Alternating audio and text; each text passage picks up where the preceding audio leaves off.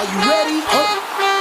It's coast to coast, we're here and we representing Tom Joyner Foundation. We about to jump right in it. The body is woke. HBCUs, let's go. Tradition, trendsetting. Let's do it for the culture.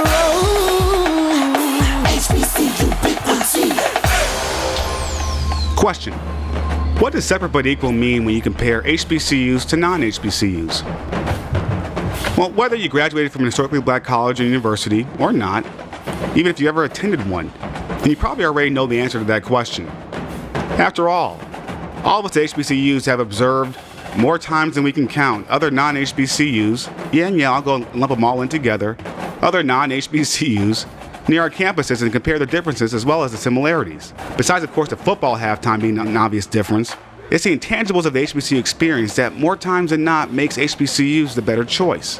But in this episode, we're going to explore the difficulties and the challenges in addressing the inequalities of higher education. For those of you that ever attended an HBCU in the state of Mississippi, this may be a familiar conversation. But for the rest of us, this may be new information that can be useful in the constant struggle to bring parity to all types of institutions of higher education, not just HBCUs. On this episode, we will be discussing the Ayers Settlement in Mississippi as a legal effort that is in its fifth decade of attempting to make the public HBCUs in Mississippi, and those schools, of course, being Alcorn State University, Jackson State University, and Mississippi Valley State University, equal to their other public counterparts in the state. In this episode, we'll talk with Dr. Cornell Thomas, special consultant to the Tom Joyner Foundation, about the background and history of this landmark court ruling. We'll also talk with Dr. William Bynum, president of Jackson State University, to discuss the legacy and the impact, as well as what lies ahead for these three HBCUs as it relates to the Ayers Settlement. Thank you for listening and subscribing to this podcast. As always, you can help us continue and expand this conversation on our social media. You can find us on Facebook, Twitter, Instagram. Just type in HBCU Ubiquity, and that's HBCUBIQUITY. Again, thanks for listening today. We hope you enjoy this conversation, and welcome to HBCU Ubiquity.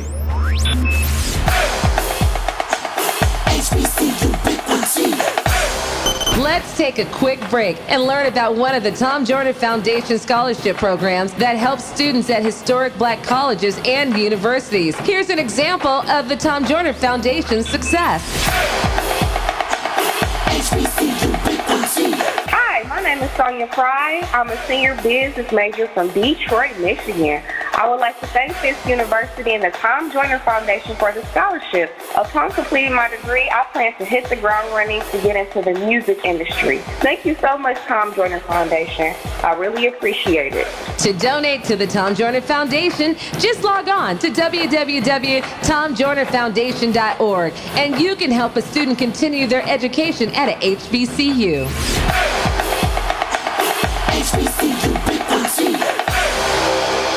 Welcome back to HBCU Ubiquity. I'm your host, Thomas Joyner Jr., and I'm joined today by Dr. Cornell Thomas, special consultant to the Tom Joyner Foundation. How's it going today, Dr. Thomas?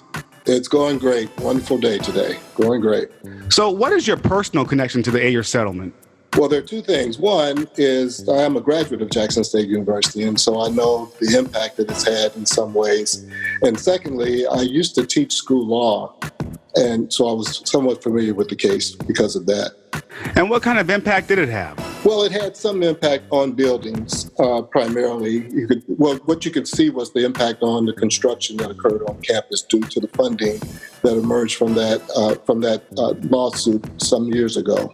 People don't realize the impact because they didn't see the campus beforehand, and there was a dramatic change due to the funding from that court case.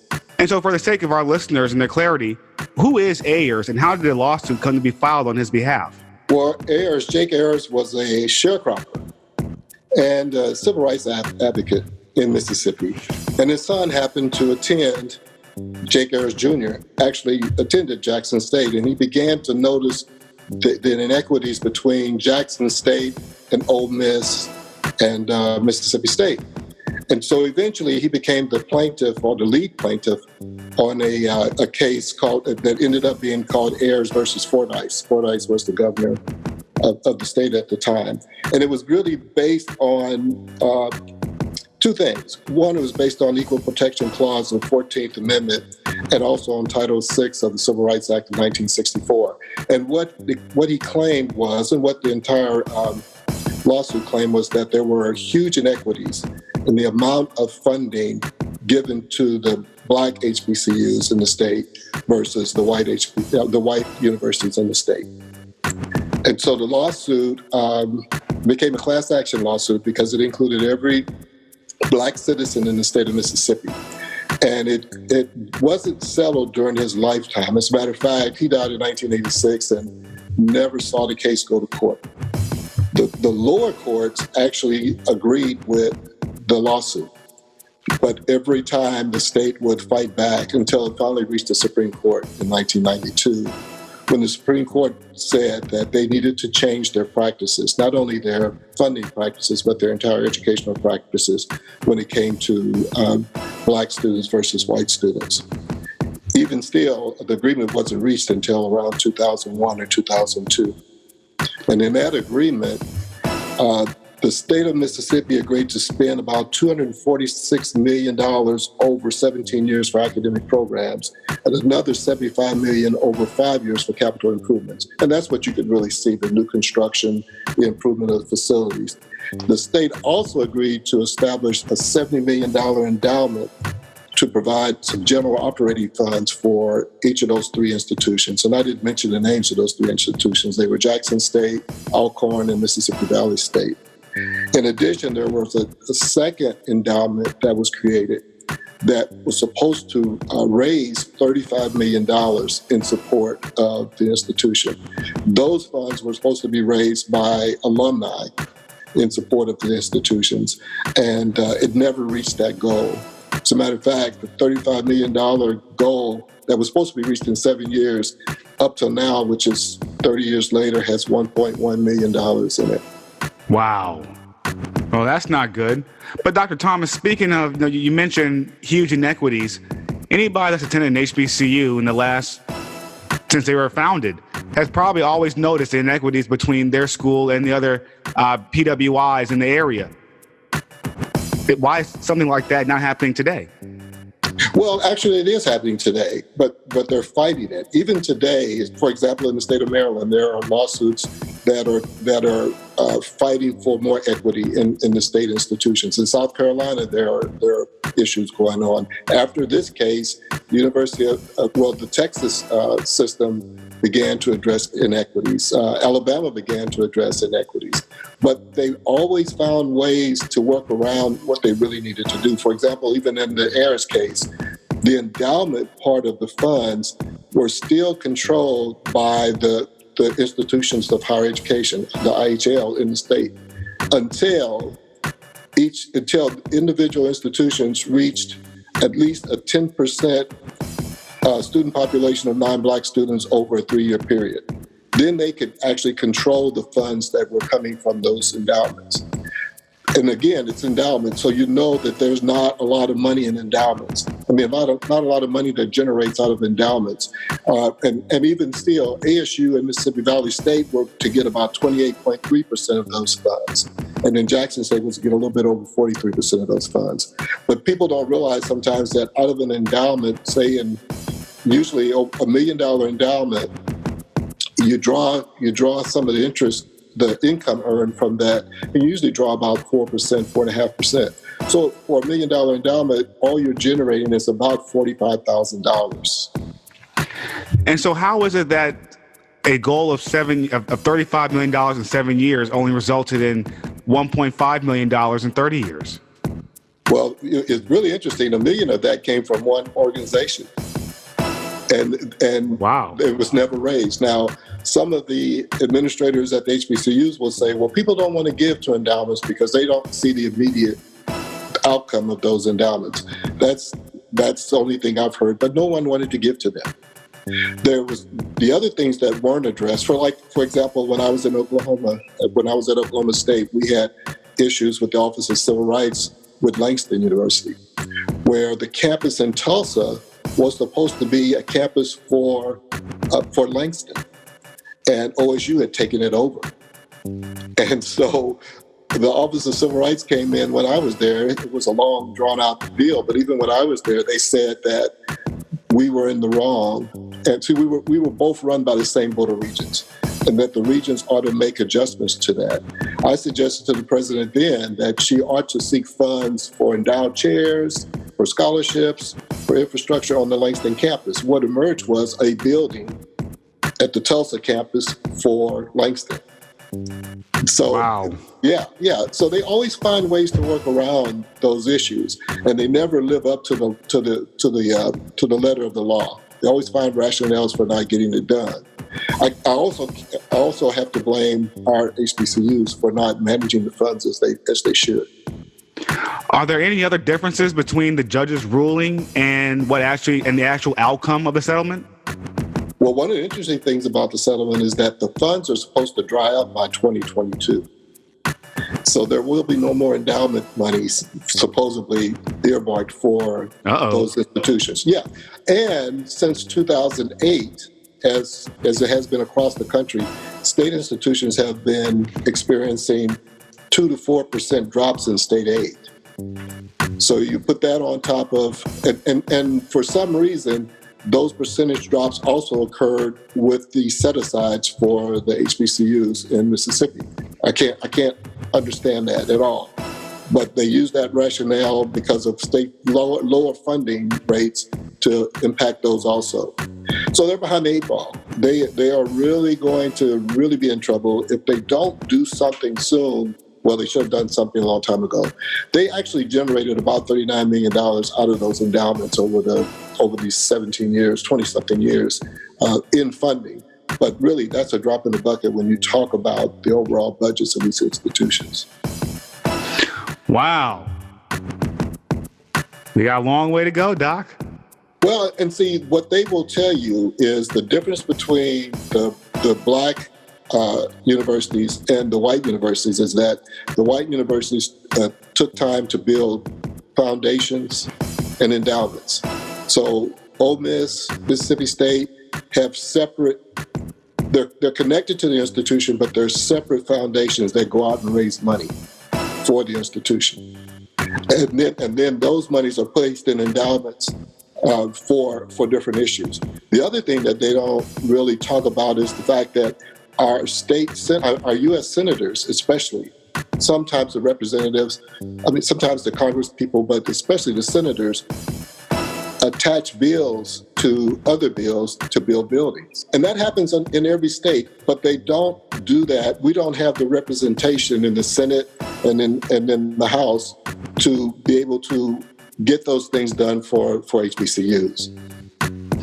So, Dr. Thomas, in terms of the Ayers settlement, who dropped the ball, so to speak? Was it the institution of higher learning or the state of Mississippi or the HBCUs that benefited? Well, I think everybody did, but I think that if they had lived up to the total $500 million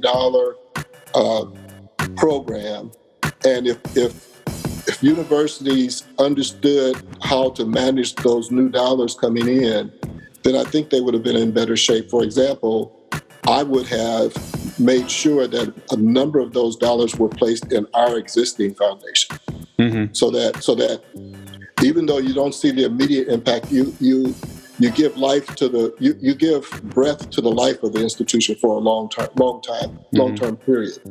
I don't think they did that. I think they just put it in the general operating fund and used it. Yeah.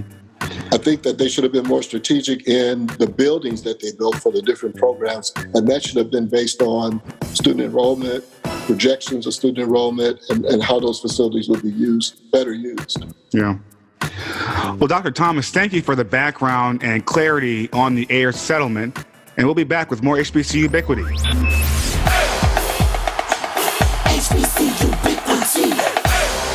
Hi, my name is Derek Fitzgerald, a second-year medical student, future orthopedic surgeon from Houston, Texas. I would like to thank the Louisville Alumni Chapter and the Tom Joyner Foundation for the scholarship. The scholarship will benefit me greatly while at Meharry Medical College. I would also like to thank my parents, Tamara Roberts and Terry Fitzgerald, Howard University, and the Omega Psi Phi Fraternity Incorporated Alpha Chapter. Thanks again.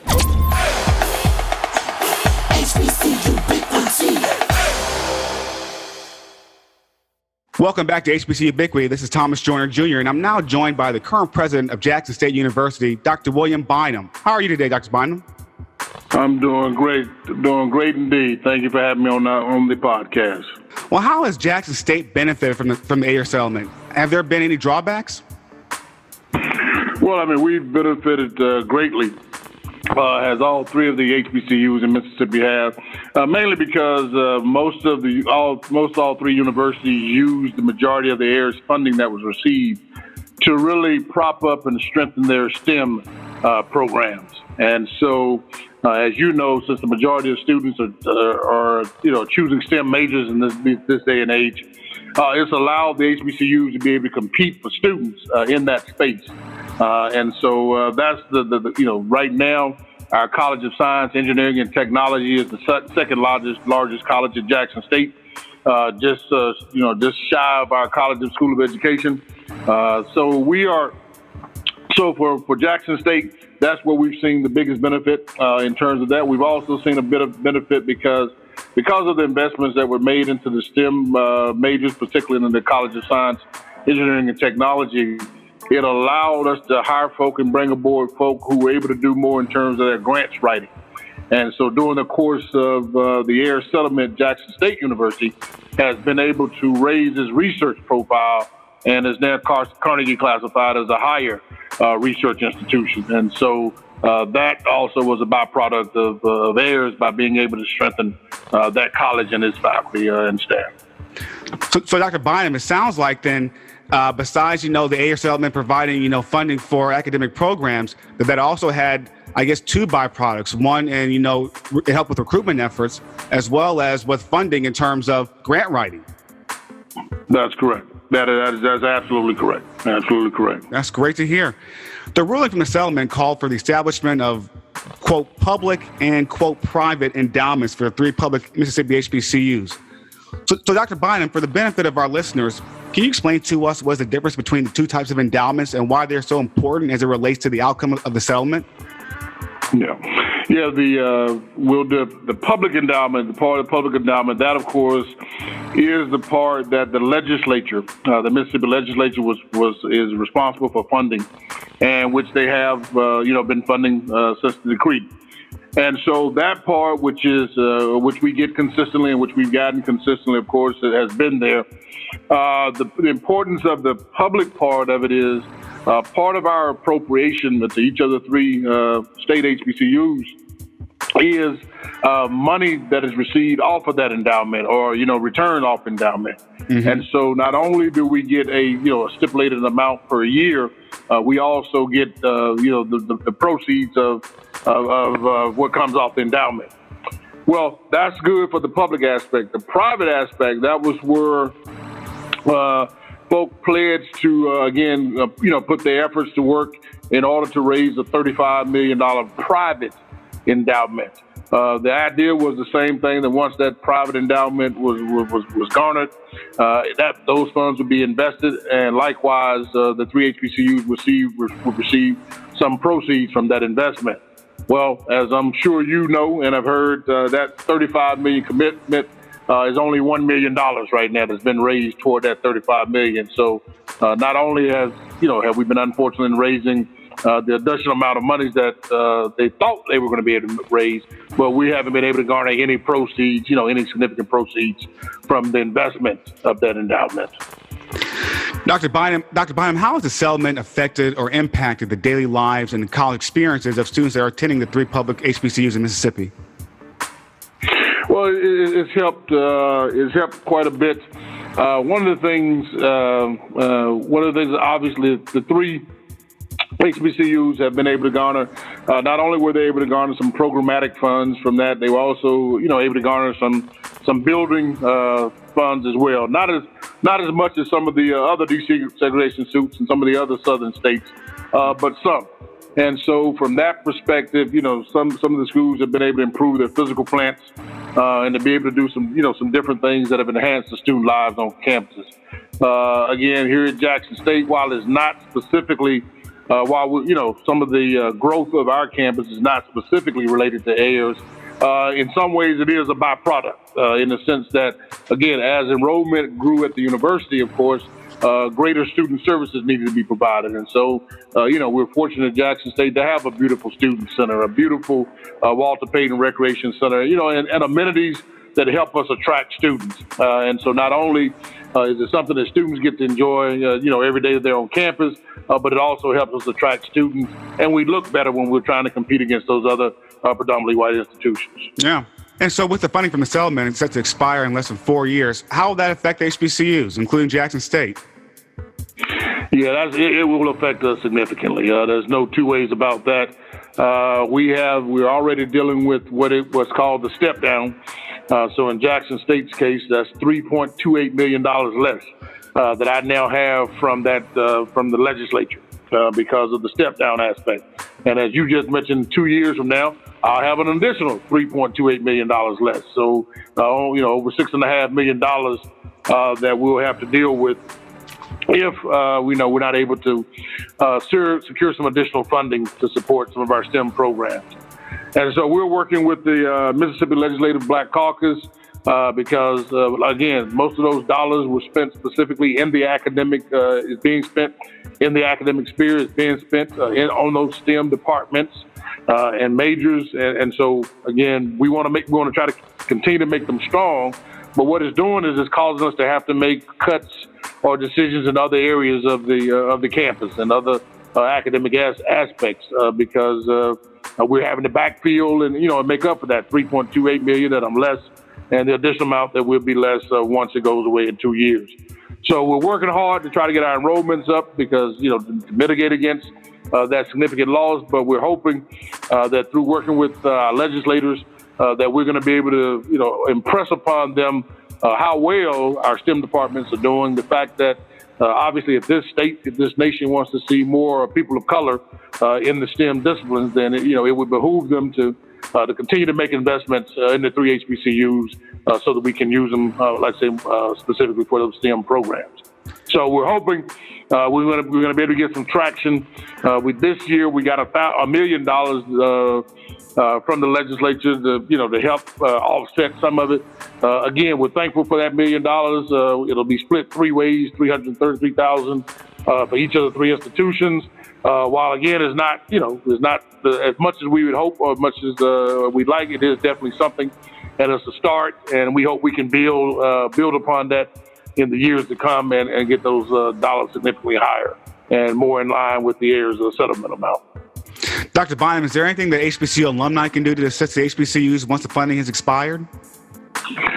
Yeah, between 2 things. Obviously, one in terms of if indeed we're unsuccessful in finding some alternative, to this.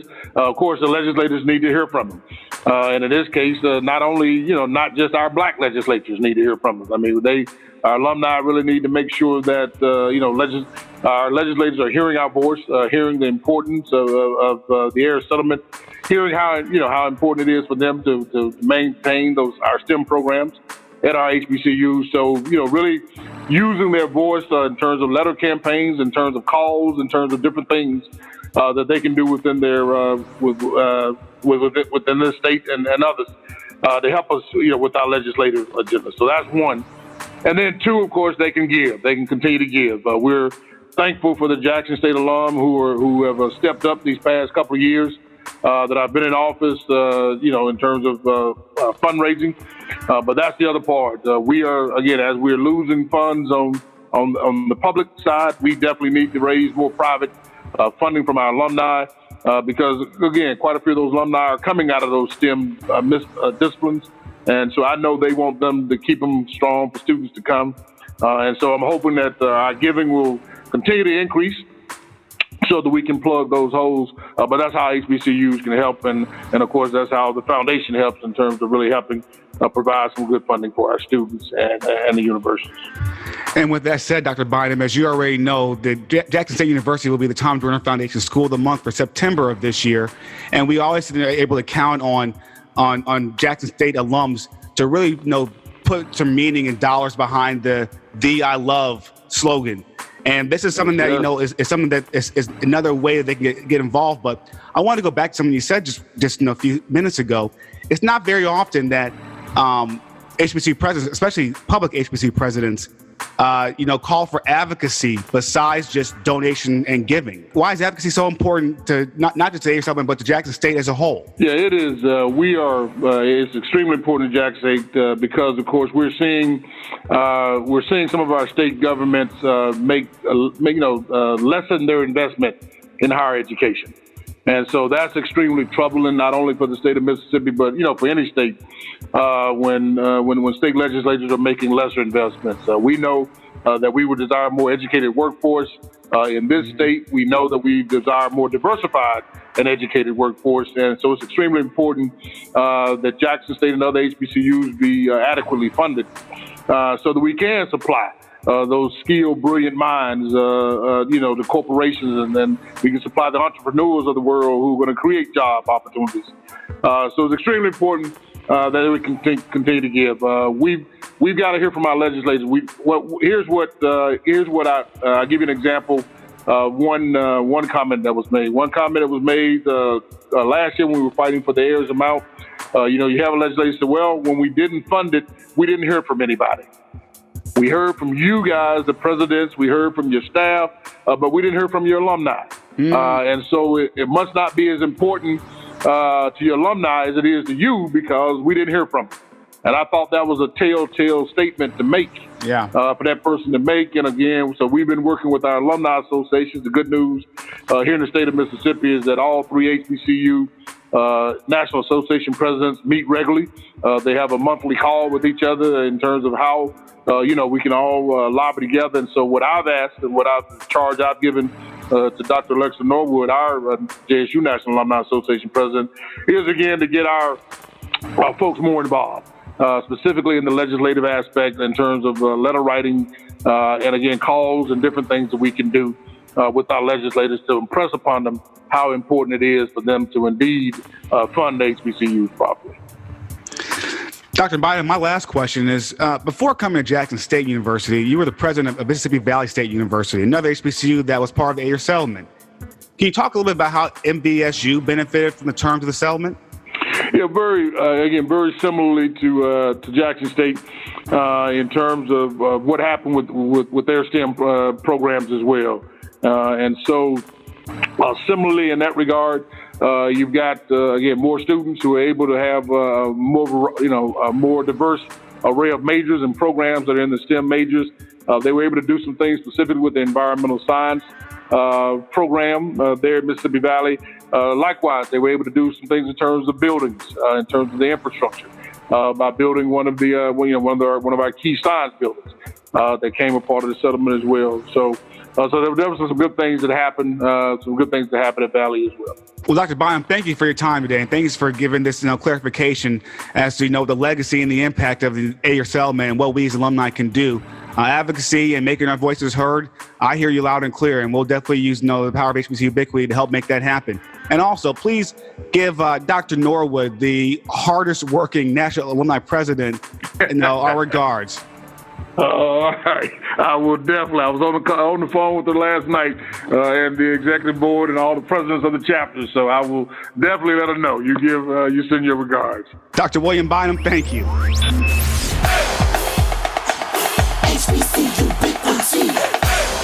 Let's take a quick break and learn about one of the Tom Joyner Foundation scholarship programs that helps students at historic Black colleges and universities. Here's an example of the Tom Joyner Foundation's success. Hi, my name is Sidonia Cherie Thomas, a freshman biology major from Hattiesburg, Mississippi. I am extremely honored and grateful to receive this scholarship as I pursue my studies at Tougaloo College. I would like to personally thank the Washington, D.C. Alumni Chapter, the Tom Joyner Foundation, and my parents, Milo and Jacqueline Thomas. To donate to the Tom Joyner Foundation, just log on to www.tomjoynerfoundation.org, and you can help a student continue their education at a HBCU.